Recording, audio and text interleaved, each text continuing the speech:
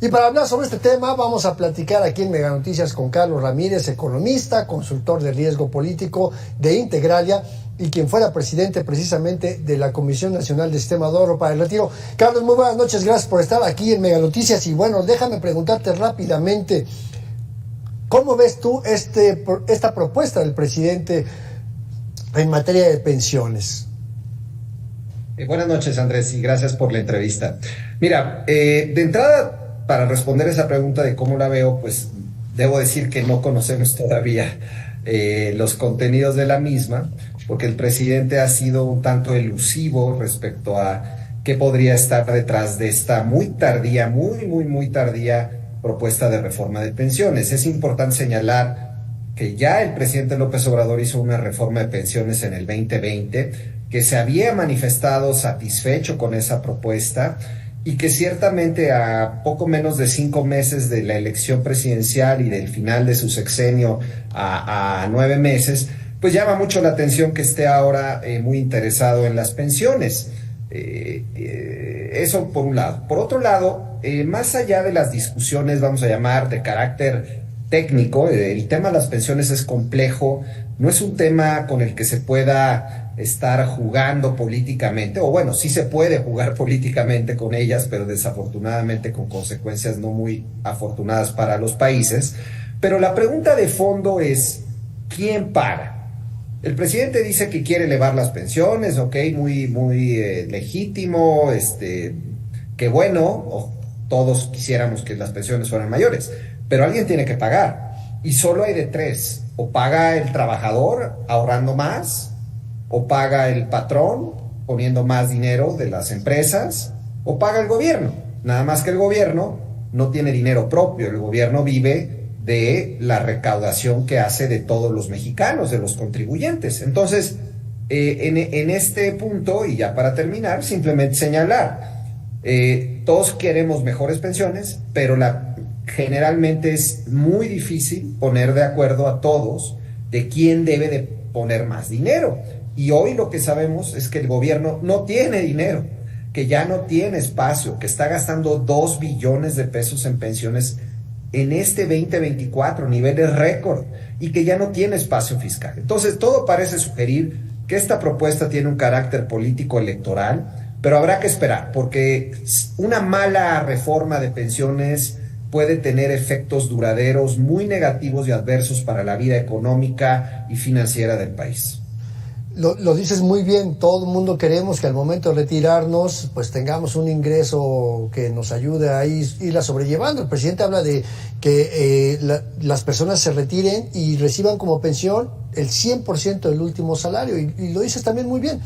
¿De dónde va a salir ese dinero? Y hemos visto ejemplos como en Chile, donde de repente la crisis de pensiones pues generó una crisis económica y financiera muy grande. Aquí en México, apenas con la cancelación del aeropuerto de Texcoco, también vimos cómo algunas personas sufrieron ese tener que pagar por una inversión de alto riesgo, porque también hay que decirlo, ¿no? El dinero de las pensiones a veces se invierte en este tipo de cosas, de inversiones de riesgo, para que generen esos intereses que nos permitan ir recuperando ese dinero a través de las pensiones. Entonces, aquí, ¿cuál tendría que ser el mejor modelo? ¿Cuál tendría que ser la mejor propuesta para que el gobierno, pues de alguna manera, cumpla con esa aspiración que todo el mundo tenemos, pero que no se castiguen las finanzas? Mira, ningún país del mundo, Andrés, paga pensiones del 100% del salario. Ninguno. Los 3 mejores sistemas de pensiones del mundo son Holanda, Dinamarca y Australia, y ninguno de esos 3 sistemas pagan el 100%. Es absurdo. Y la razón es muy sencilla. Para tú poder pagar 100% del salario de los trabajadores, tendrías que estar ahorrando entre 25 y 30% de tu salario toda tu vida laboral. Imposible.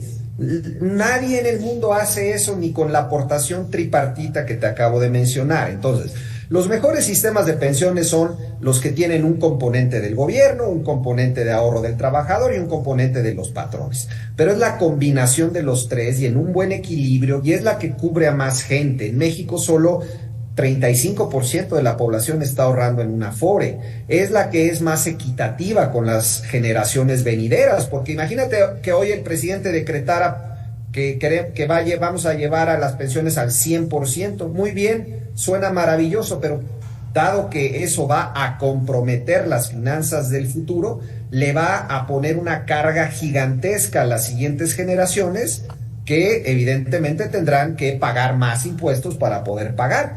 Entonces, en resumen, me parece que esta propuesta es una propuesta muy a destiempo, que llega claramente con tintos político-electorales, que lo que busca es de alguna u otra manera acorralar, me parece, a la oposición con una propuesta que además no necesita ser constitucional. Por cierto, hay mucho por hacer en las pensiones en México, que quede claro, mucho, pero no le corresponde a un presidente saliente a 4 meses de la elección hacer una propuesta que a todas luces parece una idea irresponsable y con fines claramente electorales. Le corresponde a las candidatas, ahí sí, que se hable mucho de pensiones en las campañas, que los equipos de campaña hagan los números de lo que se necesita en el país para mejorar nuestras pensiones, pero que lo hagan con una visión de mediano y largo plazo y no con una visión cortoplacista, que es a todas luces lo que parece pretender el presidente de la República. Y finalmente pareciera que es una propuesta que sí efectivamente puede atraer el interés de cierto sector del electorado, que es el que va avanzando hacia las pensiones. Pero también hay que tomar en consideración que la población joven, que apenas va a entrar al mercado laboral, que apenas está en sus primeros años de trabajo, pues es la que está pagando esas pensiones y a lo mejor no le va a gustar mucho y puede también afectar y salir contraproducente en términos electorales, ¿no? Pues mira, lo que hemos visto en todos los procesos políticos en el mundo es que quienes votan más son los que están más cercanos al retiro. Es decir, suele ocurrir este fenómeno de que los que votan son los que están ya sea pensionados mayores de 65 años o cerca de las pensiones o cerca del retiro. Los jóvenes es difícil llevarlos a votar. Entonces, se puede dar este fenómeno en donde el presidente por decreto aumenta las pensiones, logra su propósito de tener mayor apoyo entre los segmentos de mayor edad, y los jóvenes ni enterados. Así ocurre y ha ocurrido en otras experiencias. Mira, no vayamos muy lejos. Argentina quebró en buena medida por una decisión que tomó la presidenta Cristina Kirchner en 2008, que tomó el dinero de las afores de los argentinos, les vendió la idea de que les iba a pagar mejores pensiones en el futuro, y lo único que hizo fue comprometer la viabilidad fiscal y financiera del país, que hoy son las consecuencias que están pagando. Entonces, esperemos que impere la responsabilidad de ambos lados, esperemos que el presidente pues mande una propuesta, pero al final del día esta no sea más que testimonial, y esperemos que la oposición la rechace, porque no hay en estos momentos condiciones fiscales, financieras, de ahorro para que el país pueda elevar por decreto las pensiones. Pues Carlos Ramírez, economista, consultor de riesgo político en Integralia y expresidente de la CONSAR, muchísimas gracias por estos minutos para las audiencias de Mega Noticias y continuamos con más información. Buenas noches, gracias.